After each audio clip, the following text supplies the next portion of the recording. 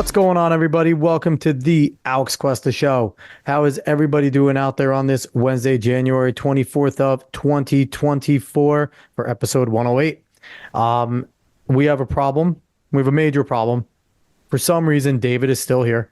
He still keeps coming back to the show, and we have no idea why he continues to be a tumor. Hi, David. You know, for some reason, I like blank out and I forget that we have intro music. So when it hits, it like surprises me. That just happened this time. I'm just letting you know. I mean, we've only done it 108 times. You know, Yeah, I not a know. big deal. Not a big deal. We've only been doing this for a little bit, but maybe one day you'll get with it. One day. Maybe one day. Before we jump into the fun stuff, like, share, follow, subscribe, rate 5 stars, Spotify and iTunes. Spread this word of mouth. Find us on the socials at the Alex Cuesta Show. Go over there. You'll see our new logo with all the lines and shit. You'll enjoy it. Anyway, last week's show, want to talk about it real quick. We had on John Delarose. We talked about all things going basically wrong in the comic book sphere and movies and things like that with Marvel and DC. And it was a great show, especially if you're a comic book nerd. Jump on there, go give it a listen. John's awesome. And go support his website, fandompulse.com, because it's another cool website. And maybe, Dave, I'll get onto writing about Drunk 3PO. I don't know. You better. I should. I shouldn't suck. I should go finish reading that. But anyway, this week, we have a fun episode coming for you. So every once in a while, you sit there and you watch TV. And if you're me, you're looking at it going, I want to try and get that person to come on our show. And then it happens, and it's pretty freaking cool because I'm excited to have this guest. He is Dave Landau. He is a comedian and the host of Normal World on YouTube and BlazeTV. What's going on, Dave? How are you, sir? Thanks for having me. I'm doing fantastic. We talked 2 seconds ago before the show and said I've been a fan of yours, been listening to you for a while, enjoy Normal World. You and Quarter Black Garrett are absolutely hilarious with the skits and the show itself. So we are pumped to have you on. So we're going to jump right into it. So you are a comedian. You do Yes. say you're a stand-up comedian. You're around there. If anyone doesn't follow you on Instagram, the clips you put up on Instagram are really good, especially the ones lately with your interactions with the crowd and stuff. It's always great. So we want to talk to you first about the state of comedy, specifically with stand-up right now. There's a lot of things going on with stand-up, and I think for a while there, it was kind of like the wokeness was really feeding in, but it looks like it's kind of tipping back into the scales of potentially being comedy again, right? Making fun of everything and nothing off limits. You've been involved in comedy for a while. What are you seeing going on in the comedy world? Is it starting to come back to sanity? Oh, I think it is. I mean, I think you've seen the rise of a lot of comedians who I don't think would have had much a few years ago and were canceled a few years ago. I think it's great, actually. I think there's a lot of different voices, a lot of different people doing it. It doesn't necessarily have to be all that style. Like, I just like that there's so many options. It's a lot like music right now. Like, yeah, there's a lot of garbage, but everything that's ever been created is available. And the only thing that I think that sucks about comedy right now is like the AI specials that are getting released of dead people and like well-revered people. I think that's just disturbing and wrong. But other than that, I mean, I think it's coming back. I mean, you have shows like Kill Tony selling out Madison Square Garden. Yeah. And I like that because 2 years ago they tried to destroy his career. Yep. And it just shows that there's a resilience to it. I mean, I think people are just tired of being told what to think is funny, what to find appropriate. And I think it's on the rise again. I mean, I'd say it's almost an epidemic. So many people are doing it. But at the same time, there's probably never been so many good people doing it at once as there is right now. Yeah, I actually just saw Andrew Schultz Saturday at Constitutional Hall. And he was saying things that, you know, if you thought of DC in the way it is, like you would think they wouldn't like it as a crowd, but he was saying whatever he wanted and everyone loved it. So it's definitely seems like it's trending back in the right direction. Yeah, you build your fans and then you sort of go out there, you do what you want to say. You see, that's why he's well known. I mean, I've done shows with Andrew on podcasts and he's always had that voice and he worked really hard to build up that persona. And that's what people come to see. And I think people are so worried about the corporate work environment, what other people think. And that's the problem is your whole life, you're not supposed to care what other people think. And the last 5, 6, 7 years, it's all come down to always watch what you say, worry about your thoughts, hide whatever view you might have. It's a very interesting time to be a comic, but I also don't. I think it's a great time to be a fan of it too. Absolutely. So, curious with your opinion on this. Did the passing of Norm Macdonald and kind of the response and reaction from so many people, because Norm was known to be very savvy with the way he put things, but also like he can offend you and make you laugh at yourself at the same time. He was just amazing at that. But just coming out with a lot of things that he said, did it kind of make a lot of people take a step back and go, we really shouldn't give a shit? Norm didn't. And, look at his legacy. It's an amazing legacy. Everyone remembers Norm Macdonald fondly. Do you think that kind of gave like a shock to the system? Like, hey, we need to get back to what he was doing because it was working. Look at this response. Oh, absolutely. I mean, I think Norm was one of a kind. He was definitely one of my top five. Oh, yeah. And he was somebody who, when you go back and you watch Weekend Update and he's doing certain jokes, I was laughing so hard as a teenager. And, 11 or 12 when I started watching him on there, that you don't really realize how hard he's bombing on some of the jokes because they're just so offensive to the audience. But that was the whole point, was he kind of took out the whole twist of it and just said it. The whole, like the things he would say. I remember one joke was about Lisa Marie Presley divorcing Michael Jackson. And he said, Lisa Marie Presley wishes he was more of a homebody, and Michael Jackson wishes she was a 7-year-old boy. and then the crowd's groaning, and he goes, "Oh, have you not heard? He's a homosexual pedophile." So it's like there was no point in it where he didn't just call it what it was. And that's what was so beautiful about it, was he took out like the twist and everything around it. And that's what was so great about Norm into his later years and up until he, was dying of cancer and nobody knew. He just basically did his special and passed away, because he didn't want that bullshit clapping for no reason because you're dying. He didn't want that. He just wanted people to laugh because it was funny. And I think that's the essence of not giving a shit. I mean, that's the essence of doing comedy for the sake of comedy. That's why he was so brilliant.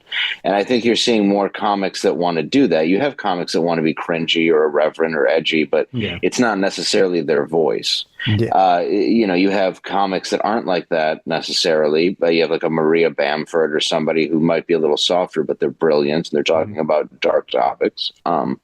But nobody really did it like Norm. And I think, I think he inspired a lot of people. I think that last special right before he passed away that he did into his computer inspired a lot of people. I mean, you get one life, you might as well try at it.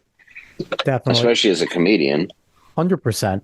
So with you've been in conservative media for a while now too. Did that kind of help you as a comedian? Because obviously no. YouTube, in a way of just being able to build that audience of people that are going to enjoy your style, right?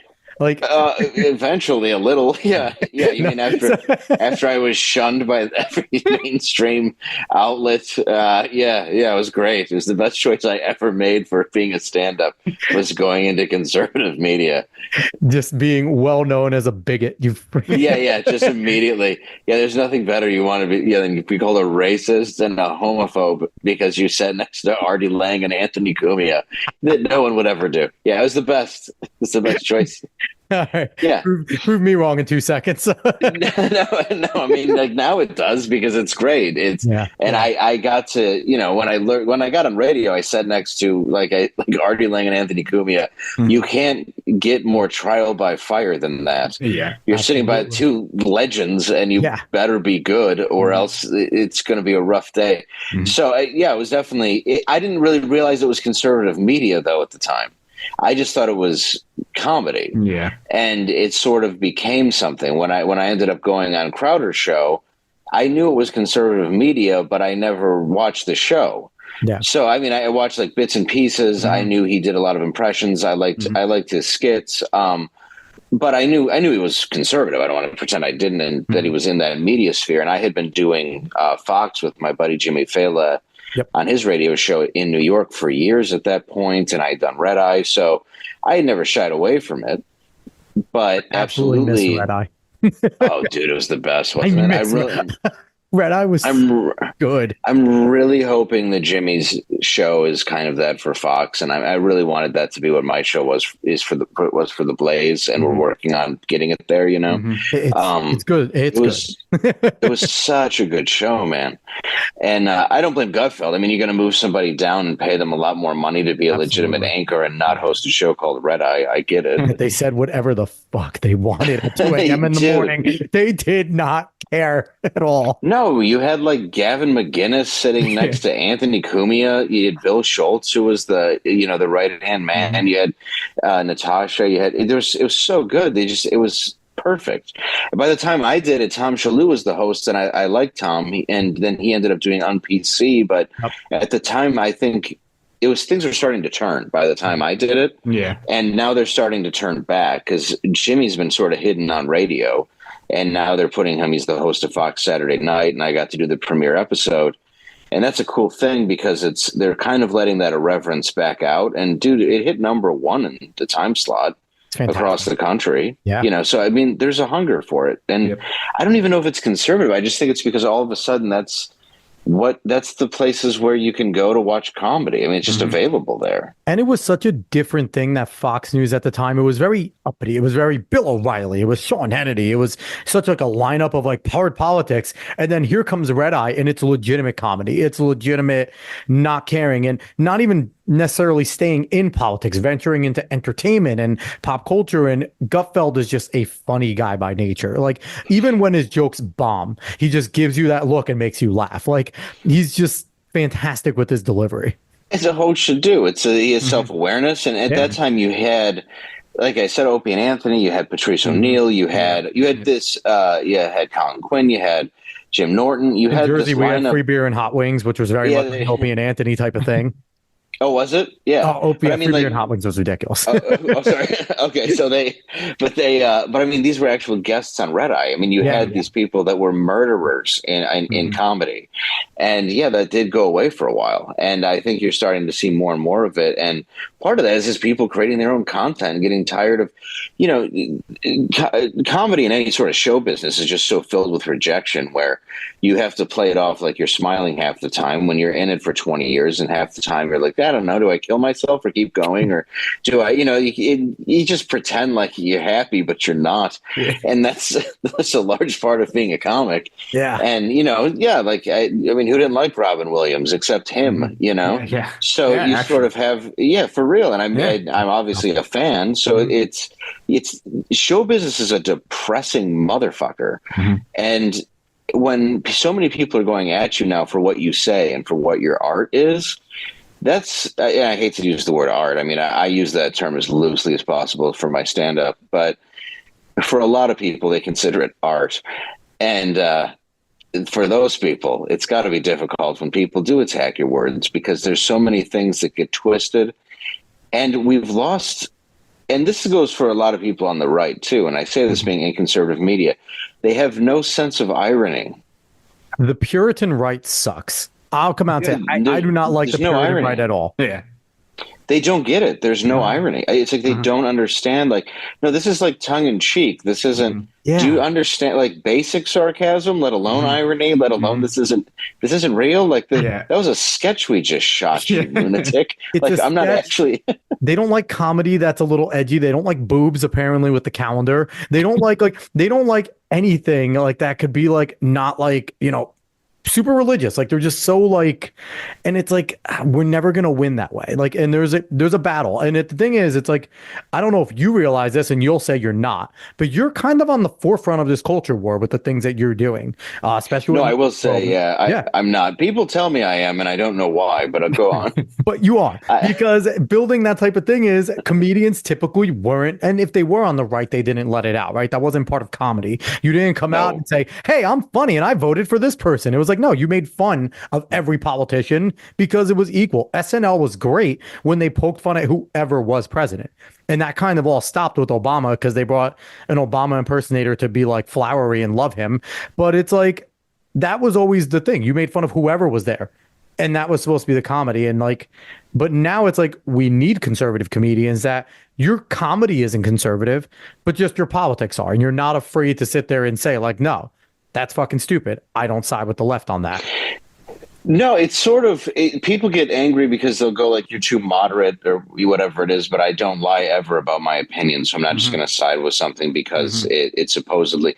I don't feel that a group is going to rah rah and ever have all your interests at heart. I think that's Nope. nonsense, Yeah. and I think a lot of the times too, with Republicans, whatever it is, I think before 1985, if you're a rich celebrity, we can just probably assume you're Republican, and Mhm. it's just going without being said. Yeah. And when they would go after people like Gerald Ford, Chevy Chase would, there was a bit of a hatred there, which Yeah. when it first started, and they were really going after their parents' generation pretty Mhm. hard. Hmm. And then for a long time, like Dennis Miller would rip on, he would rip on Reagan, he would rip on Bush, and people would say, well, aren't you conservative? And he's like, yeah, but I'm making fun of who's in power. Hmm. You're supposed to make fun of who's in power. And we've lost that completely now, Hmm. where it's like we're making fun of the guy who used to be the president when we have the worst president ever. Like, I don't know. I guess I don't know all the stats in every president, but I can't imagine like there's anybody. Like, he's terrible in every way. He's So certainly top three worst of all time. Easy. And easy. he's equally as easy to make fun of as the last president, if not Yeah. easier.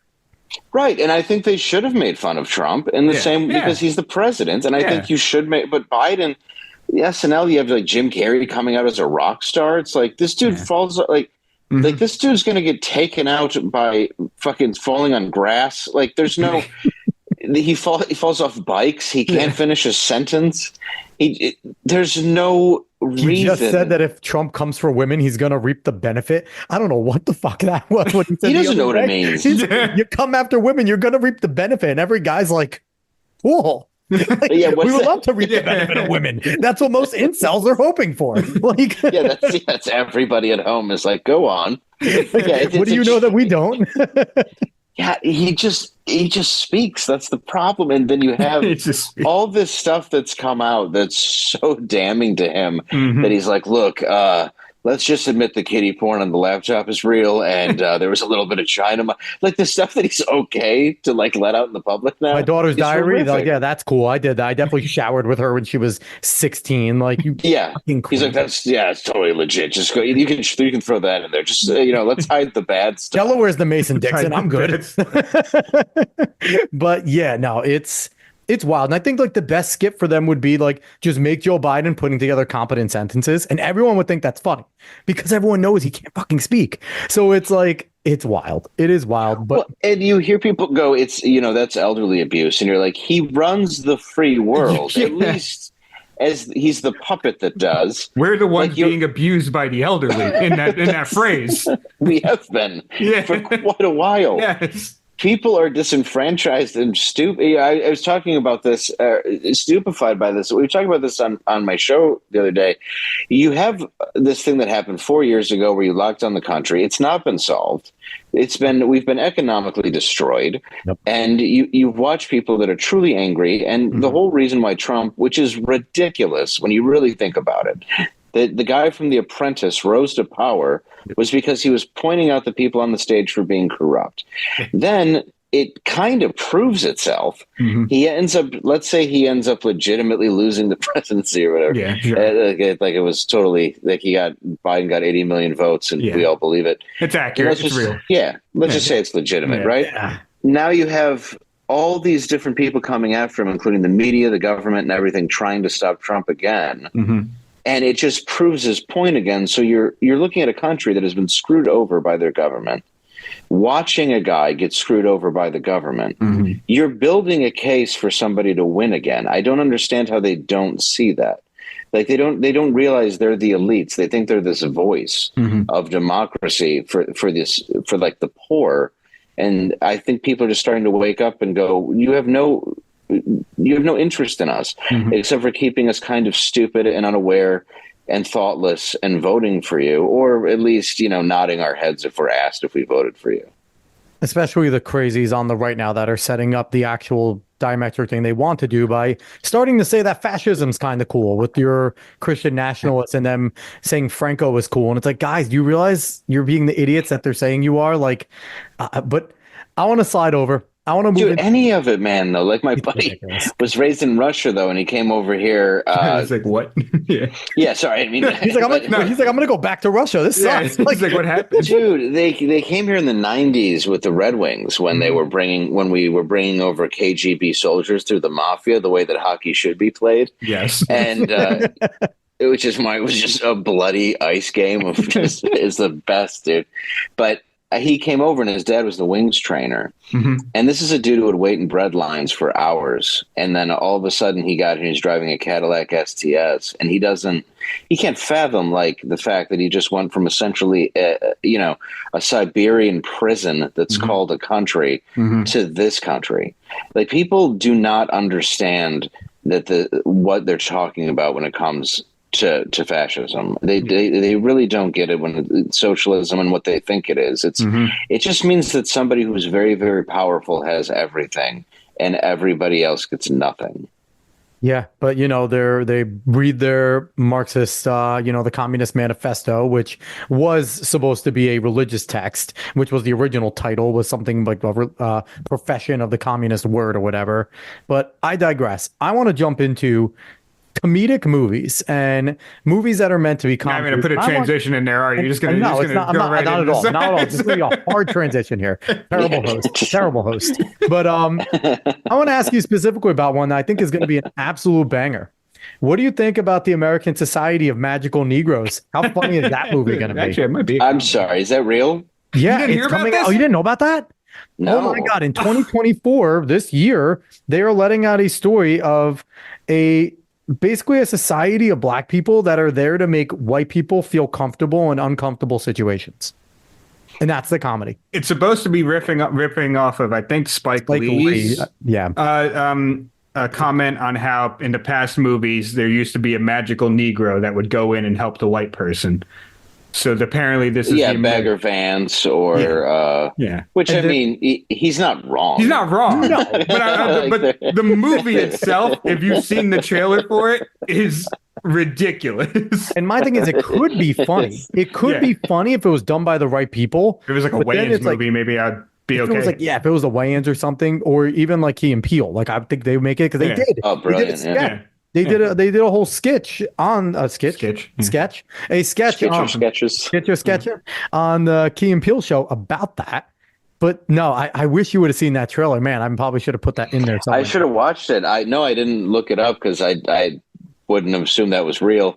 Yes. But yeah, the state of comedy in general movies. But is it like a reality or is it an actual? It's supposed to be a comedy, but then it turns into like it's supposed to be a romantic rom-com. and it's a romantic comedy with I think it turns into a rom-com because like I'm looking at it now. I have to. I'm sorry. The lead actor was the dude that played in Detective Pikachu. I don't know if that helps you at all. I don't know if you saw Detective Pikachu.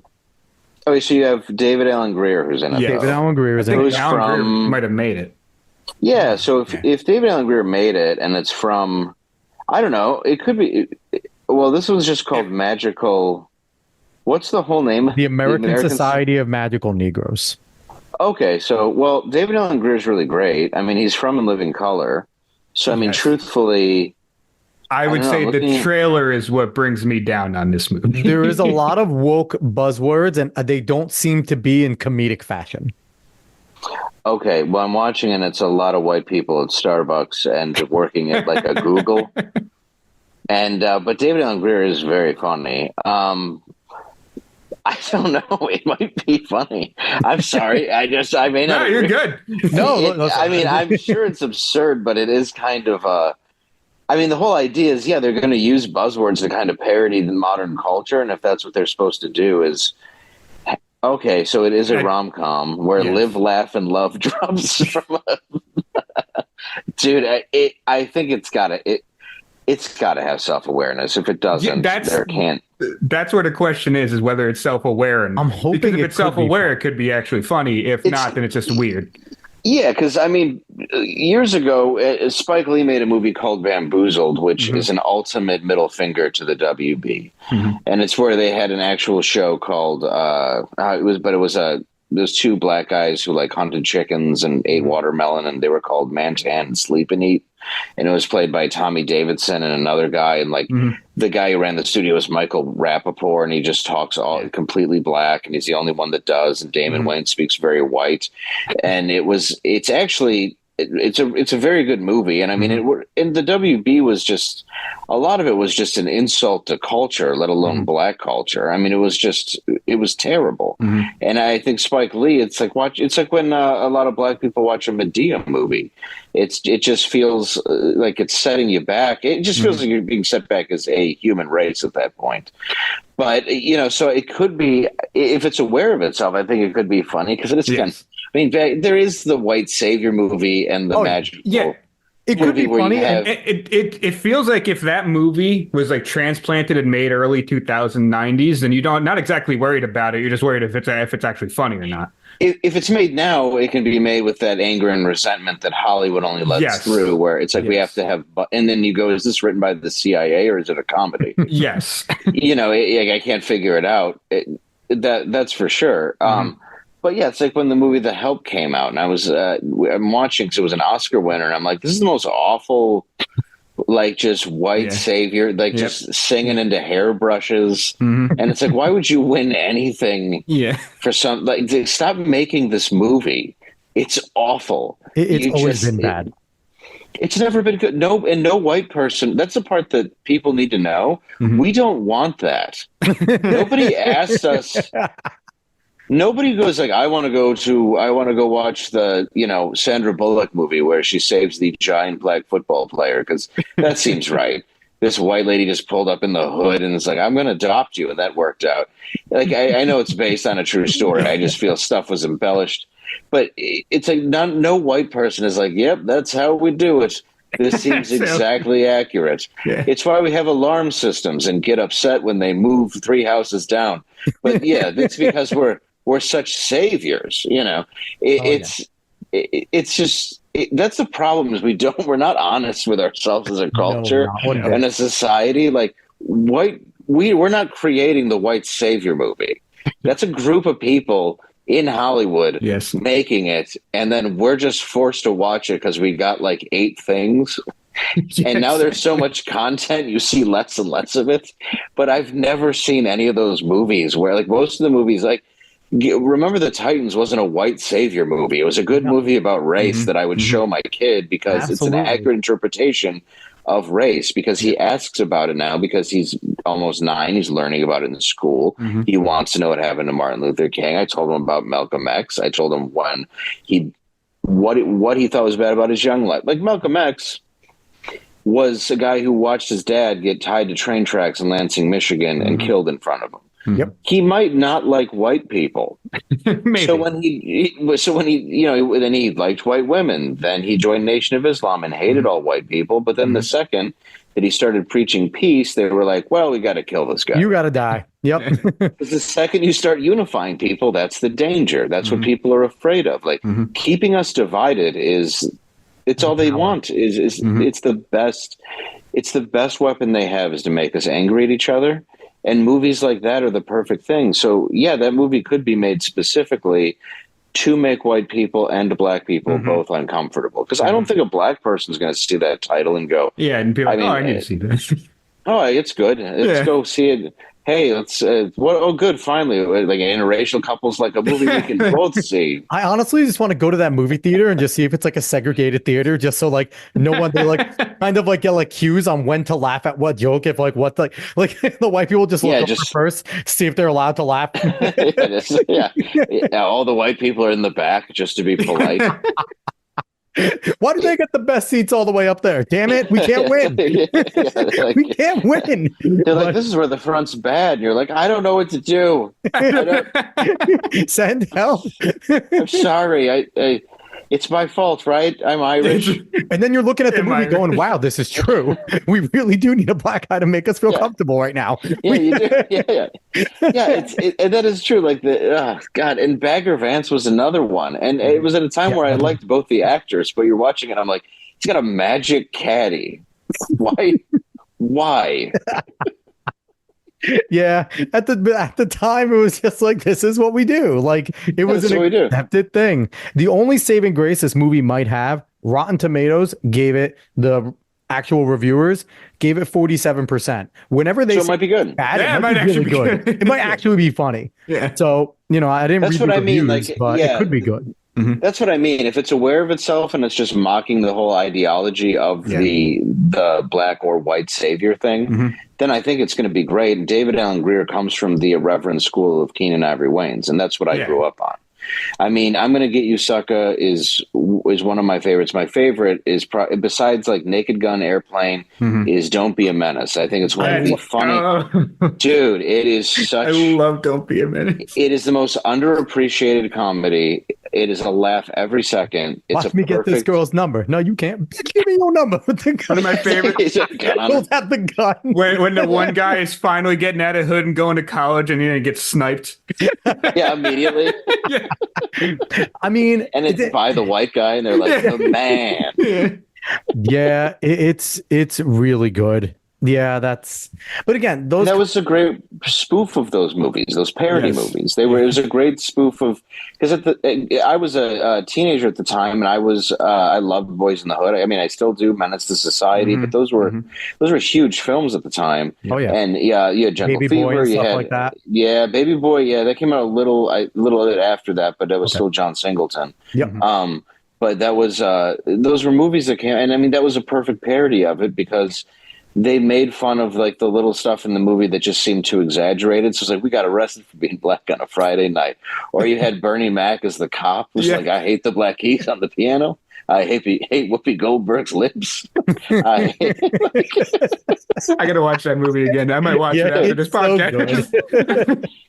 You know, Oh, my and goodness. like Friday was a masterpiece. Then that was one that just sort of resonated with everybody in every neighborhood because we've all had friends and dealt with bullies, and it just happened that it was set in South Central, but it was something that resonated to everyone. Yeah. So the divisive comes in when it's like, let's separate it, but let's act like it's the biggest deal in the world.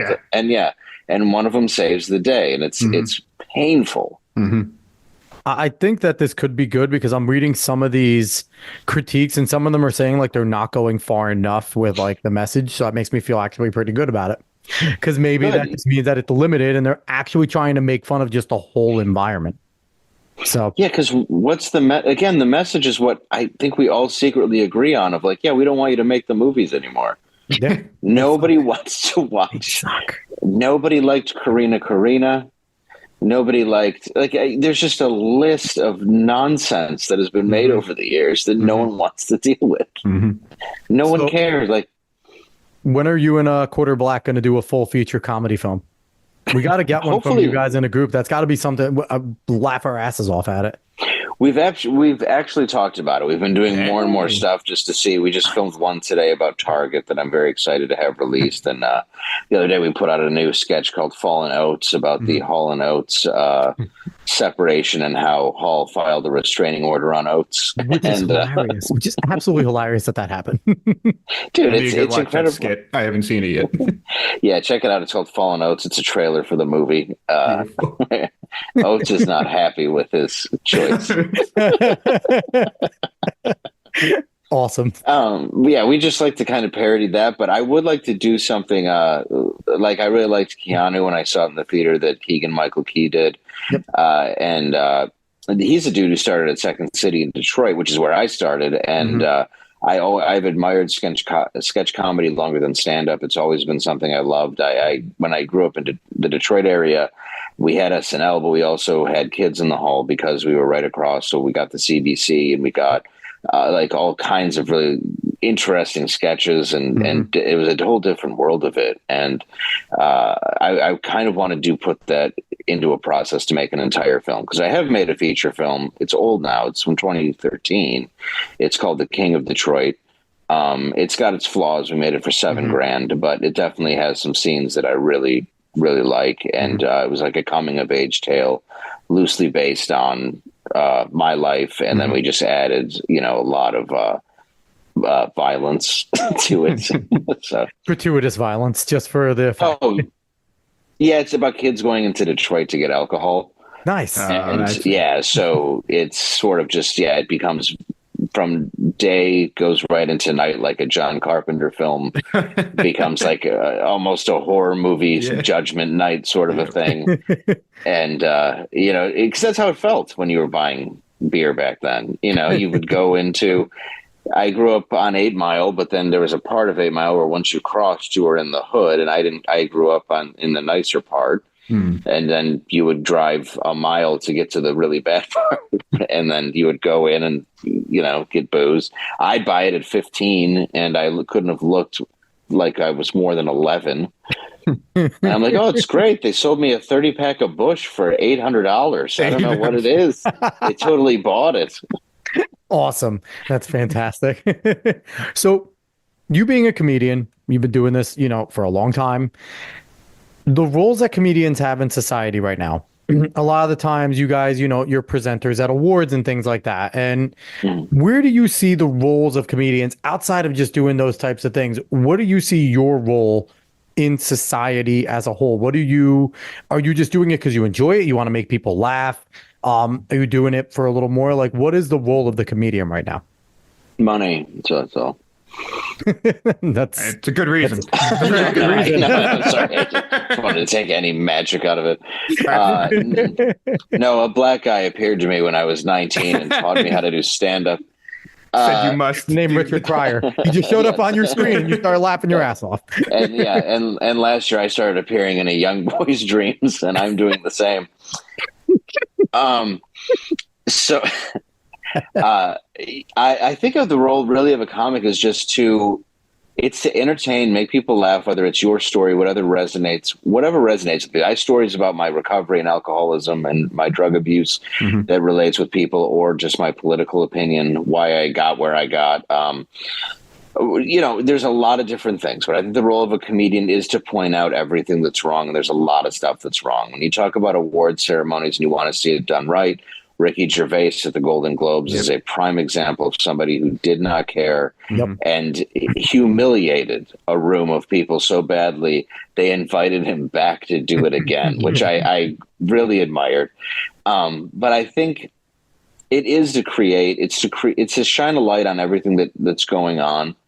And you got to be careful not to be too far up your own ass, though, and take yourself too seriously. And I think that's where a lot of comics sometimes get, where it's like it's too profound. Part of it is not being the smartest guy in the room. Part of it is looking at it and realizing, okay, well, this seems wrong, and then putting it into a very clear, dumbed down way of how I think, at least.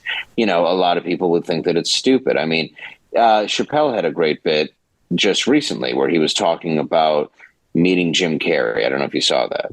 That was the opening of his new special. Yeah, It was, where he was right. Jim was doing the Andy Kaufman show movie, and he was in character. Yeah, and the whole time he has to call him Andy, and he's Jim Carrey, which is it's the most aggravating thing when you think about actors like that.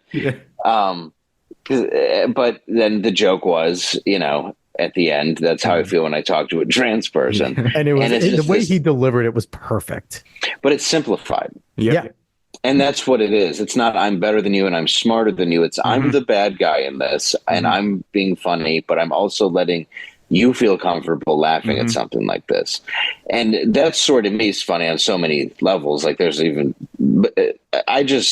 method actors I find hilarious. Like Daniel Day-Lewis just walking around talking like Bill the Butcher at the craft service table has to be the most annoying shit on earth. Where it's like, where's the coleslaw? And you're like, are you going to do this all day? And there's a story with like Peter Weller, who played RoboCop, and Miguel Ferrer was one of his co-stars. Did you see that story? Yes, I saw that story. I didn't see it. Miguel Peter Weller's in character the whole time, or trying to be. He's like, hello, my name is Murphy, and Miguel Ferrer's like, oh, fuck you, just like immediately.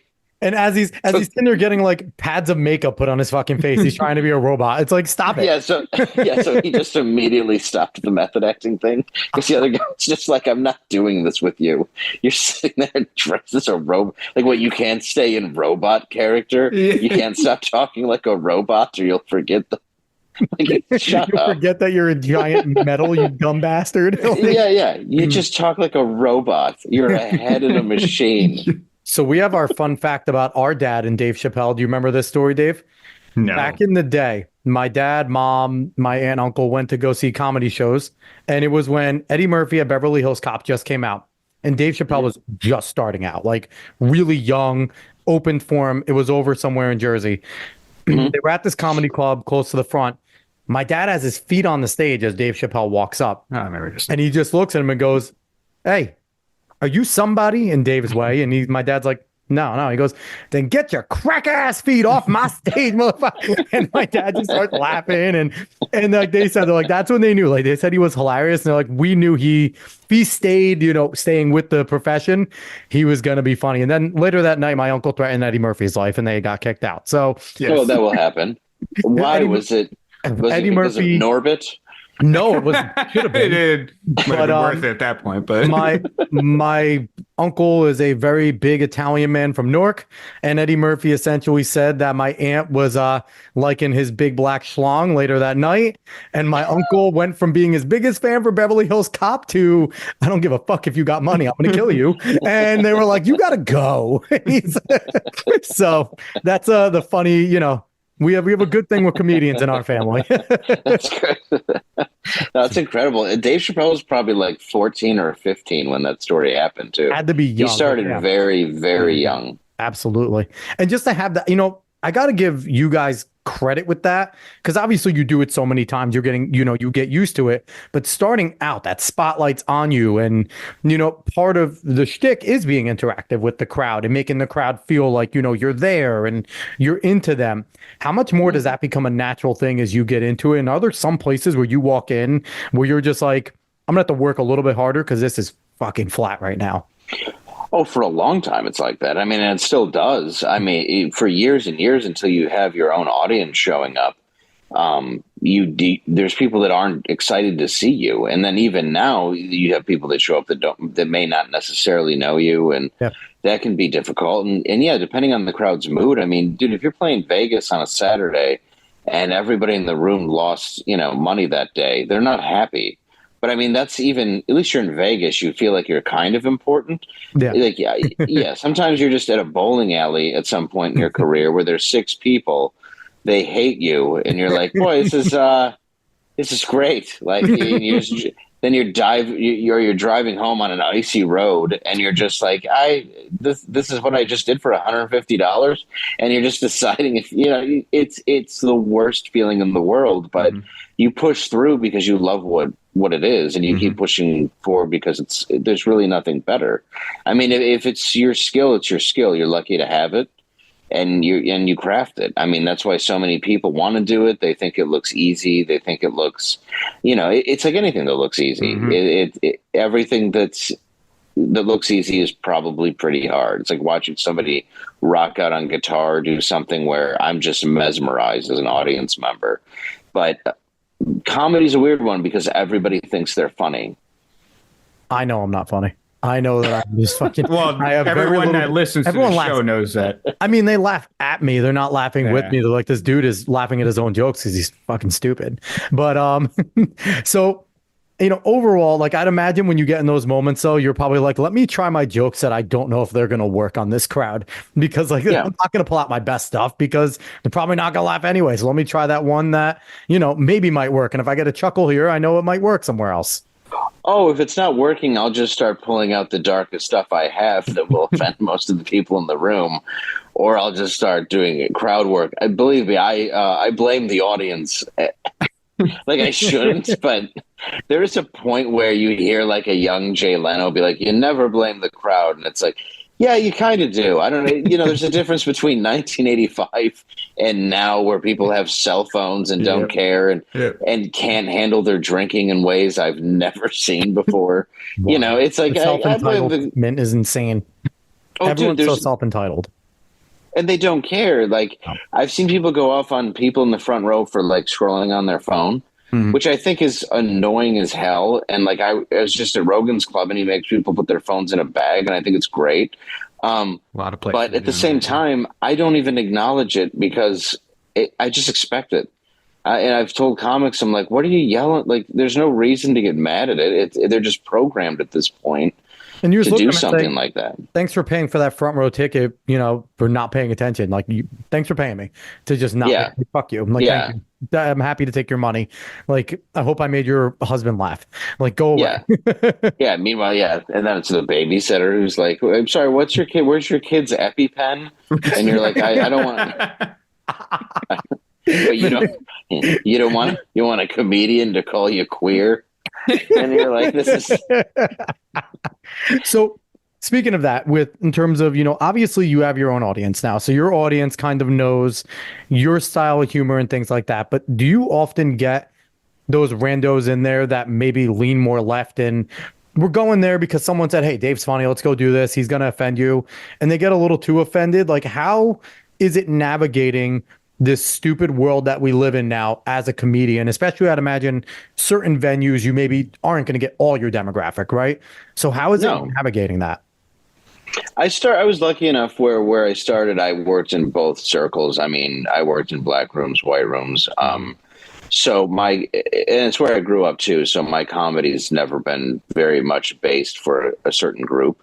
But as far as politics, everything's become political. So it is an interesting question in that way, where something you can say may not even be political. Yep. And the problem is now is, yes, people will show up who may not like me, but 95% of the time I hear a story later, or, almost of shows that I do where they come up to me or send me a message saying they thought they'd hate it because they saw that I was on some conservative network or on some show, but they really enjoyed it and they related to something, and it was different because most of my comedy and what I talk about on my show comes from a place of empathy. And I come from a place of vulnerability, and the stuff that I talk about is from my heart. It's not designed to offend you. It's true stories. I'm not there to hurt you, that may be different for other people, but I mean, for example, I have a joke where I'm talking about the trans swimmer.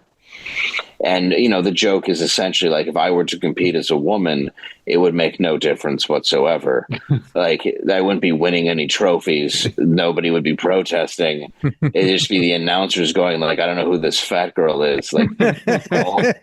Like her balls are hanging out of her bathing suit. She clearly has diabetes, and I did this whole bit about it, and I had it it was in Washington. So it kind of makes sense. But in the crowd, you have gay people, you have trans people who are just seeing a show, and the guy stands up, clearly gay guy once he started talking. And, but he just goes, "This is the most homophobic show I've ever been to in my entire life." And he's got his camera out, and I go, "How?" And he goes, "What you just said is so wrong and so transphobic." And I said, "Well, how so?" I was making fun of me and my tits and my inability to be an athlete. I go, are there any people here that are gay or trans? And they start clapping. And I go, "Were you offended?" Not one person. Exactly. So the guy immediately is like embarrassed, and he's putting his phone back, but he wants that minute. He's only there because he wanted to make a scene, ruin any career. It didn't matter the comic, but he wanted a viral video. So now he's running out the exit, and they stop him. They're like, "You got to pay your bill. You don't get to just make a scene." And he goes, "I may have overreacted. Could I go back in?" And they're like, "No, you can't go back. You can't come back here ever again." But I think that's a large problem we have, too, is we assume that because somebody is supposed to be identified in a liberal group or as far left-leaning, that's their actual beliefs, and two, they're humorless. And that's just not true. A lot of the art is on the left. And a lot of that has been the problem of right-wingers, is we haven't been creative. We haven't been, a lot of people haven't. And so when you talk about the thing of irony and like getting stuff, and we haven't been the artistic group. And I think now you see the shift because a lot of people that are artists also have different values, or at least lean a little bit more right than they once did. And it's something that's never been seen before. But it's like, dude, there's drag queens that do stand-up will say the most offensive shit you've ever heard. Yes. So it's like, they're not the ones, you hear people talk about, well, there's drag shows in libraries, and it's like, yeah, but that's not the same guy who's doing stand-up that's horribly offensive at 11 o'clock at night. That's not the same person. Like, it's all lumped into one thing. And that's the problem in our society is we all want to divide it into two categories, and that's utter bullshit. Some people that are trans just want to sit there and laugh because it's a funny trans joke. They don't care. You know, like it's the same as you don't care about whatever your heritage is or whatever, you know, it's like, I don't care that I don't sit there when somebody makes a short joke, like 1,000 women making jokes about it. They don't say short guys. And I'm like, well, this is some bullshit. What? I'm 5'6". I've never been so offended in my life. Like, who cares? You know, I think most people fall in that line. We were just trained to be quiet for so long. And I think if you're self-aware, like you kind of don't give a shit, like a trans person's going to know what's funny about being a trans person, right? Like the jokes and the things that are funny about it. And if they're self-aware and they're truly trans, right? I think there's the difference between the fad of being trans and truly actually feeling that way, having the true gender dysmorphia, but it's legit, right? And they know what's funny about it and they're able to laugh at it. And I think that's a big thing. And you have the small minority of people that just want to be offended by everything. And I think if anything in your joke, that gay guy missed it because he should have called you out for fat shaming, not for anything else. Yeah, really, which is still fat shaming myself. Yeah, exactly. It's like, you're not being body positive. This is the least body positive show I've ever been to in my entire life. But at least it would have been more accurate. Yeah, he would have been spot on because there's nothing about it that's homophobic. No, and you're right. No, you're absolutely right. And that's how we are now. And I think we have to realize that, yes, there is a fad, there is a trend, but that's with everything. People are so worried about being liked on this massive scale on everything that they do because we've never been judged by so many people at once and anonymously. And I think people live in a great deal of fear. And people can be easily hurt, and I don't blame them for that. I think people have dealt with trauma and have their own emotions and have to deal with that. They don't need to be destroyed every day of their life on top of it, you know, on top of what goes on in their dailies. And we're at a point now where, you know, people are broken. And it's just, I don't know, it's just kind of, it's sad because people they don't know their own identity because they're so afraid to be themselves, because they're afraid if they show who they are, they'll be rejected. And the second they're rejected, that leads into something else, which, like you said, becomes this fad. Becomes a fad of you becoming another person completely and never respecting or loving yourself. And believe me, as a guy with bipolar depression and I'm suicidal, I get it. And I don't mean it in a fun way. I just mean it like, I get it. I understand hating yourself. I totally understand. I fought with it my whole life. So, but it's like, you cannot look outwardly for that. You're never going to find it. And the problem is everything is so superficial now.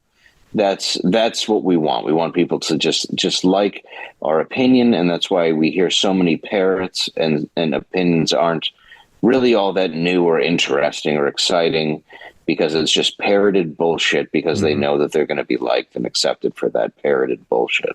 Yeah, that's actually exactly what I was going to bring up. Because like you said, most people want to laugh. They want to enjoy that time and everything. But we've come to a point where, you know, especially because we have phones, because we can record everything, where if you're not entirely sure yourself and you want to gain that in crowd like he did, you go and clout chase and you virtue signal and you try to show what you are to people who generally don't care, instead of finding what you are as a person and to yourself. So, yeah, no, I thought that was something that you could really pick at that story. Because, I mean, there's obviously all the new buzzwords that he was using and everything, but it's deeper than that, like you brought up, where you feel like you have to do this so you could show that you're really standing for something and people could see that you're standing for this thing. Yeah, he was my magic gay man who was guiding me into the right light. But you're right. It is exactly that. And here's the part that's so fascinating. Not only do you have what I'm doing wrong, and you're deliberately getting it wrong because you're just waiting for buzzwords.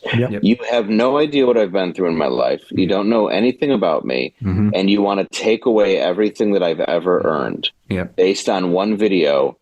And that's what you want to do as your claim to fame. And you see that happen all the time. And that's really what I think is one of the most depressing things that is out there right now, where people say, it's not, cancel culture isn't real. It's like, well, sure it is. I understand there's taking responsibilities for saying something horrible. The problem with that is if you're speaking into a microphone at a comedy club, there's a very good chance you're joking. Yes. It's the same thing. Usually a pretty good chance. No, that's dead serious. You're just right. being dead serious there. You It's a hate everyone. treatise. Right. Yeah. It's the same reason why when you watch a movie that's an action movie, they don't actually arrest, Keanu Reeves for playing John Wick and murdering 300 people. Well, they might the arrest films. Wesley Snipes for trying to be Blade still. Yeah. Yeah, that's true. Yeah. That's true. I mean, listen, actors can't act anymore. You got to act exactly as you are. You can't act as a gay person. The gay person has to be a gay person now. That's insane. It's the most ridiculous thing that and it's funny too in that sphere where some of the woke actors and actresses are pushing back a little against that, where it's like, no, fuck you. I'm an actor. I'm an actress. I can act as whoever I'm put in that role. That is my job. But it's kind of like happy to see them getting spoon fed a little bit of their own medicine at times. Like it's a little cathartic at times to watch them do that. Yeah, and I feel like sorry, you can go ahead. No, please go ahead. Yeah, I was gonna say I feel like a lot of what's missing, especially because you bring it up, Alex, gay actors having to play gay characters, which is otherworldly ridiculous. What's the point of an actor? But what seems to be missing is a lot of the human element, and I feel like that's part of what comedy can bring out, especially bearing everything and trying to show relevance in your stories and your comedic timing and everything. But we're missing a lot of what made us just normal people. in the past. Yes. A lot of it just is we have shit to deal with. Everyone has shit to deal with. So unless someone is hyper against you and really trying to personally hurt you, you just don't necessarily care. And you kind of shrug it off and laugh whatever off. Yes. And that's really what it was. And And yeah, that's very well put. It's like it used to be if something was really personally ready to attack you, that's when you took offense. Yeah. And it does come back to, how crazy we've gone off the rails with that, where, we have made it where it's so coddled. With acting, the whole, and even to go back on both those things, even with acting, could you imagine shooting The Whale with a guy who was like that? It's not. It's like we have more of the obese. I might want to see that. I'm not gonna lie to you. But it's he's just eating pizzas and vomiting into a trash can. And you're like, we should really get an actor. But you have a real paraplegic in my left foot, or you have what do you call it? You got the real just vegetable in the Stephen Hawking movie. He has to be right, or the sequel where he's on a pleasure cruise.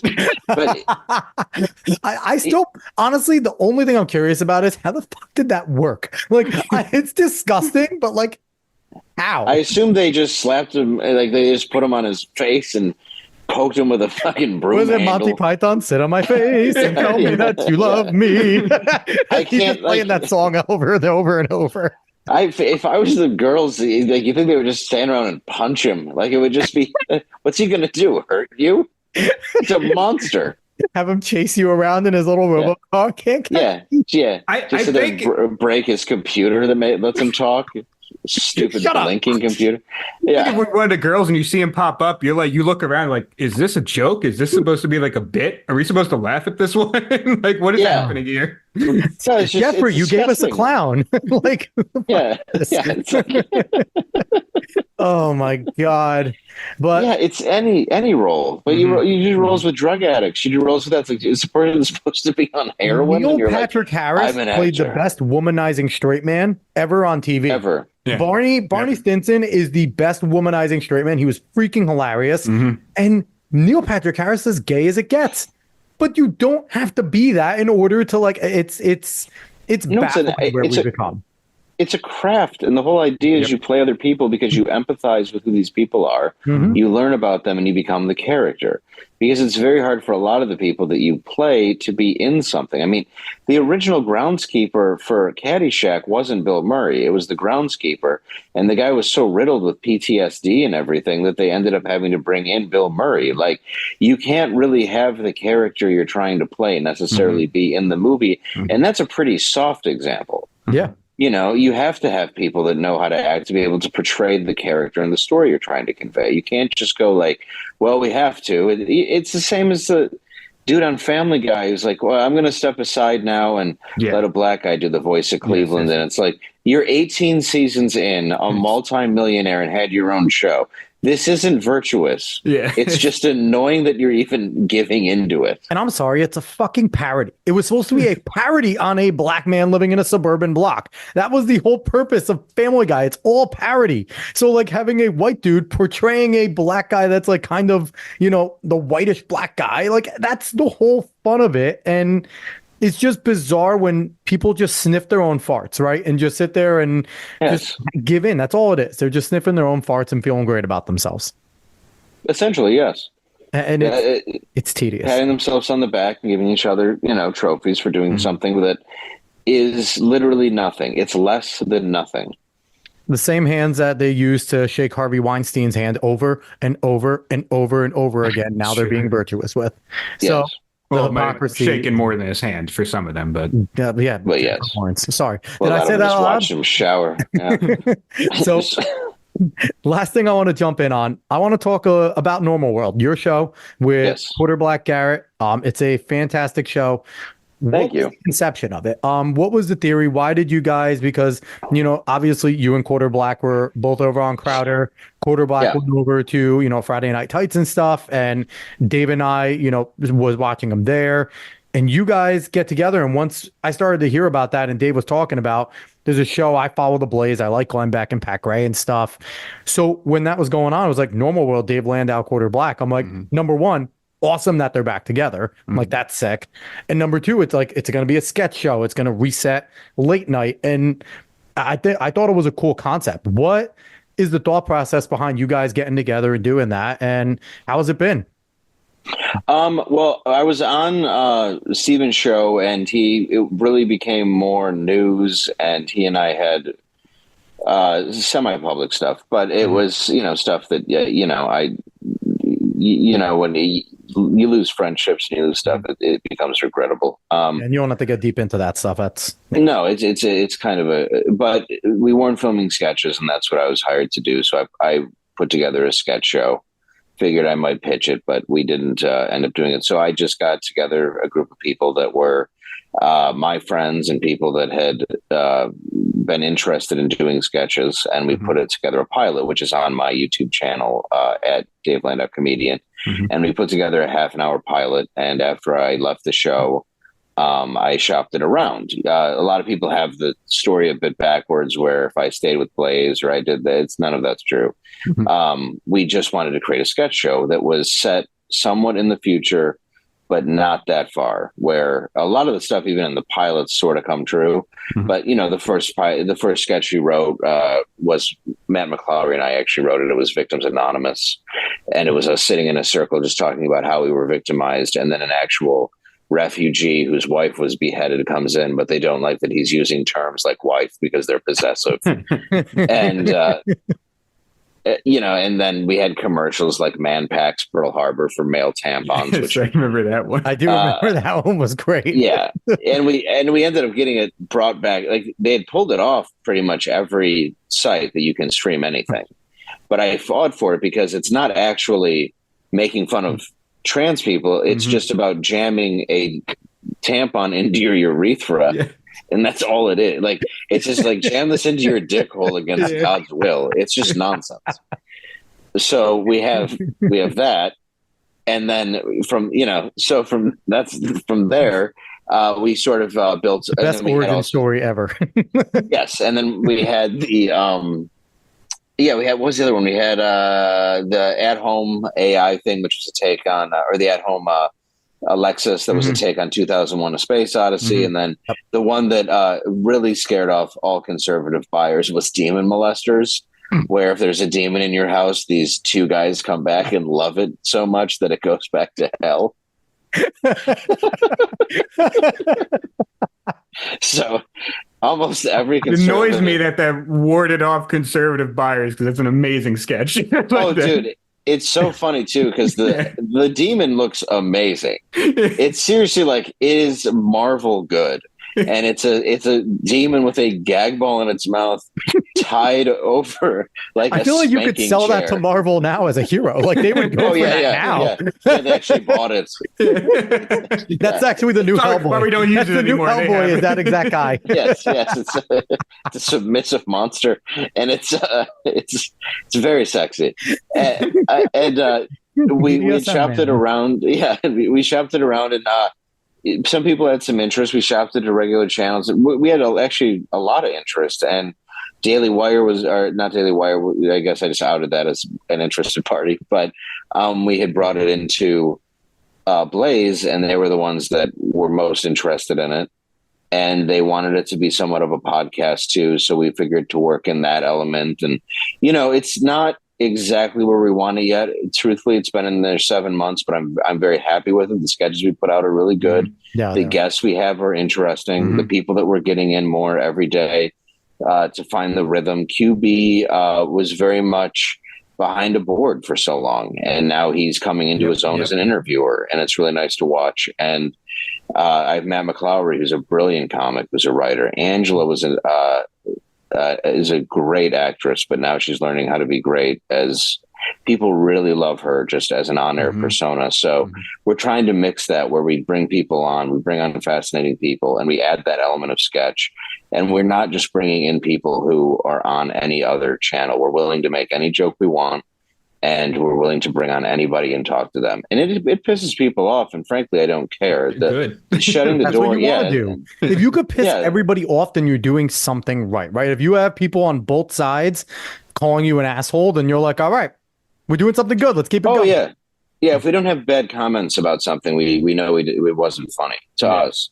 Because we do want somebody to just be like, why would you do this? This was too far. That's not far enough. I know. I know I can go farther. Right. You're like, no, we tamed it back. Yeah. Like this was, that's why we separate. We actually put out Demon Molesters as a separate movie not too far after Halloween, after the year we filmed it last year.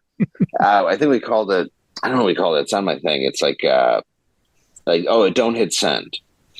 And now we've watched watch and react videos from like 16-year-olds who think it's a horror movie. And it's the best because they love it. They just start laughing. They're like, wait a minute, what did he say? Because they just showed up, and it's just two guys who are like, listen, explaining, like, you should kill it. Like, kill it. Like, come on. If we can kill it, we do that. That's not what this is about. No. They're like, know who we are? They're like, demons hate things like love, compassion. They don't. You can't just kill a demon. just brutally rape it. I gotta say, it was because of your show that I found out who Flawdzilla was. Because he's great, isn't he? I watched the original episode, and I've seen Flawdzilla's fantastic. So but your show's cool with that. Like you said, you have guests that are unique, and you wouldn't necessarily seen coming into like the conservative sphere, right? Like you guys bring on a whole bunch of different people. So I definitely recommend going on there. It's a podcast, obviously. Go search Normal World. It's everywhere. You'll find Blaze Podcast Network, and it still is Pluto. Is it 250 on Pluto? Channel 250, I think, is Blaze TV. You can find it. It's on Pluto TV. I know that, and it's also on there somewhere. Yeah, it's over there. So I'm glad I could help by interrupting that by going. It's up there.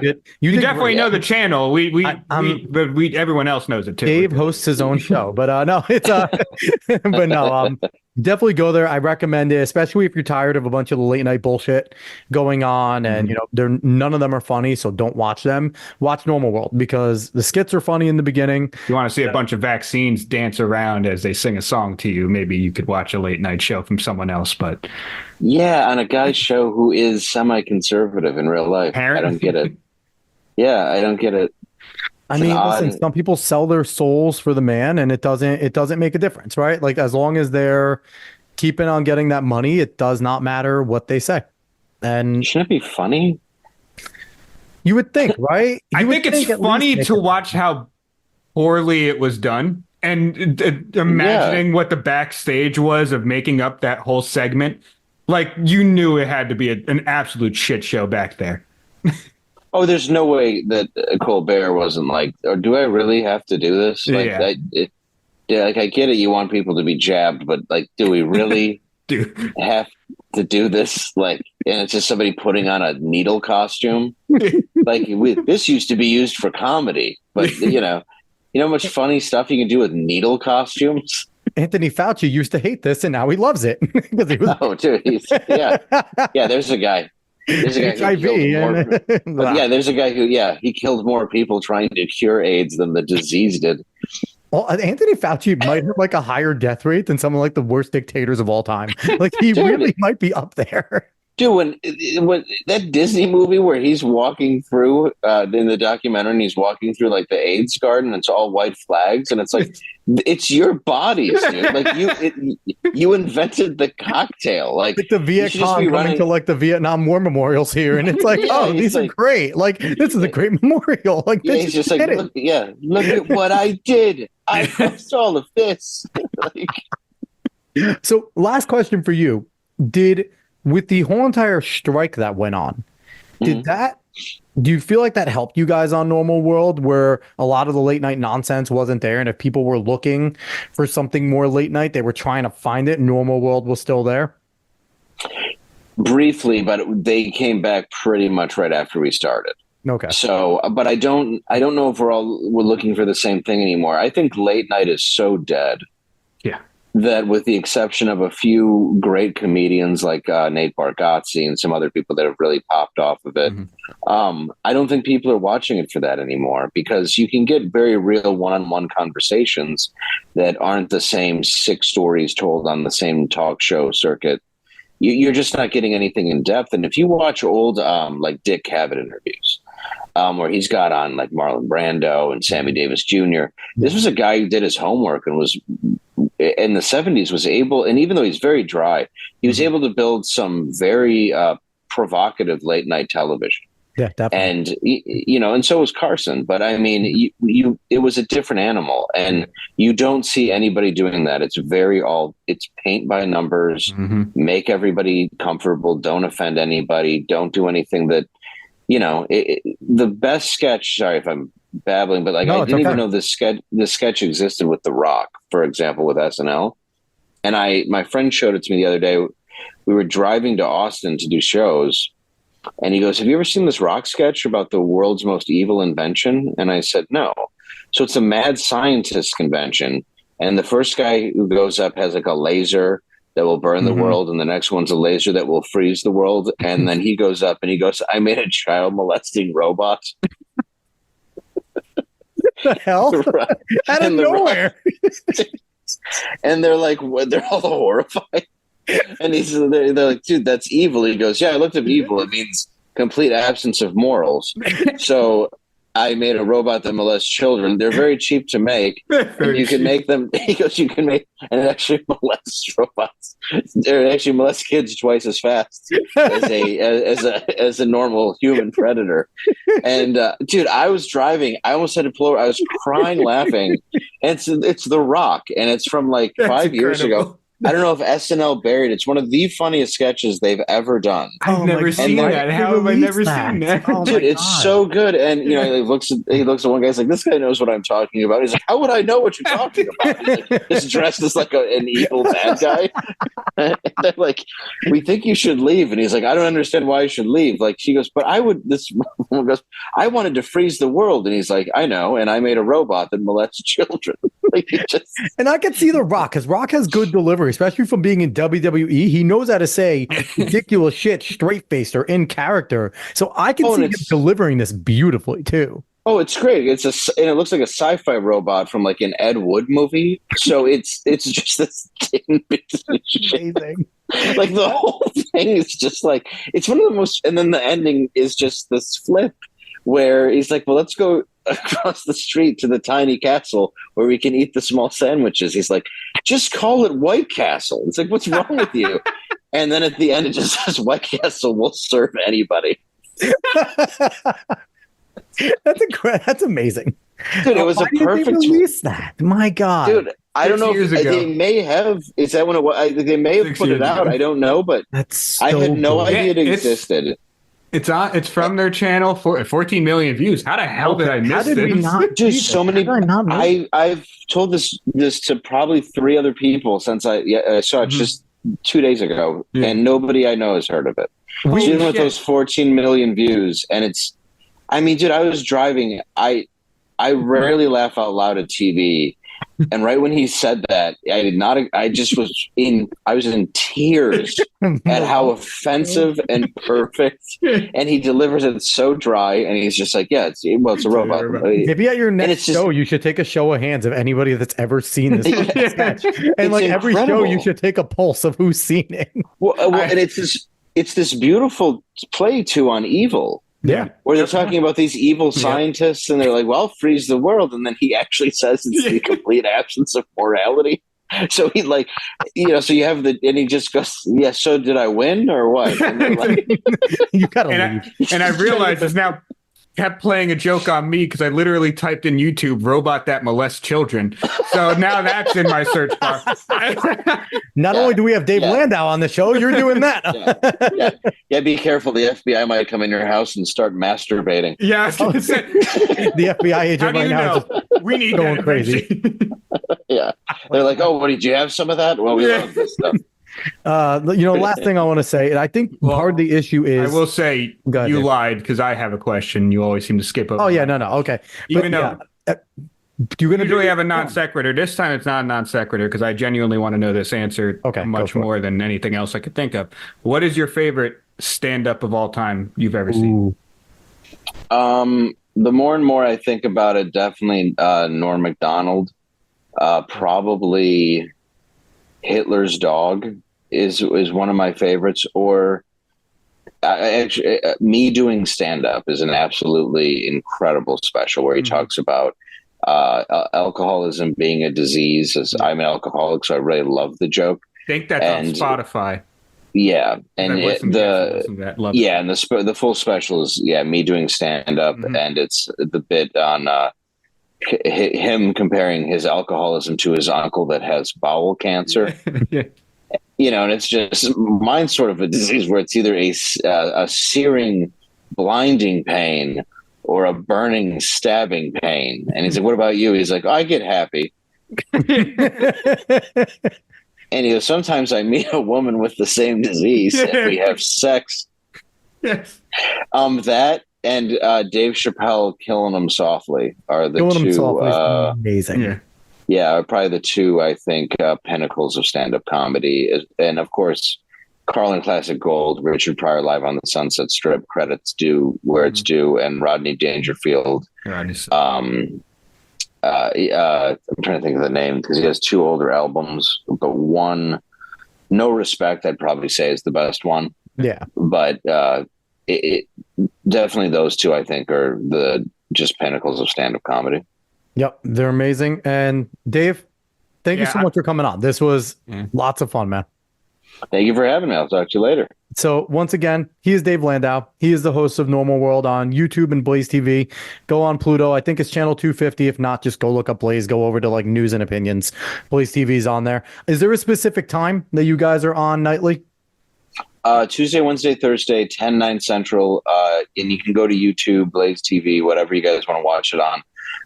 We do the YouTube thing just to kind of give it to you a little bit for free, but you got to go through ads. So, you can subscribe. You can use code normal20. And also, if you want to check out my comedy special, you can go to Comedy Genius, but it's comedygeni.us. So Comedy Genius. And on there, they have a lot of Ralphie May specials. Some are coming out that haven't been seen. There's a few comics on there. And you can also get 50% off. You just using the code Dave Landau, which you can get it off my special, or if you want to pay $20, you can get every single special on the site because it's $40, but for $20, you get everything using code Dave Landau. Very cool. And also definitely go follow him on social media, Instagram, Dave.Landau, and on Twitter, Landau Dave, just reverse it. So, very funny. You'll laugh at all the things that he puts up, especially on Instagram. They're all freaking hilarious. But as for us, David Cuesta, do you have anything else to say? Not really. This is fantastic. I enjoyed every part of it. It's as good as I expected to be, honestly. And that's a line that I would say to most women, honestly, but Thank you. Well, I am a pretty gal. But So- you're diabetic, but no. Yes, oh, I am. I So- am. So if you like what you heard today, give us a like, share, follow, subscribe, rate 5 stars, Spotify and iTunes. Spread this word of mouth. Go look us up on the socials. We will be back again next week. I guarantee the show probably won't be as funny, but it'll still be good. But everybody, thanks so much for listening. So long, y'all.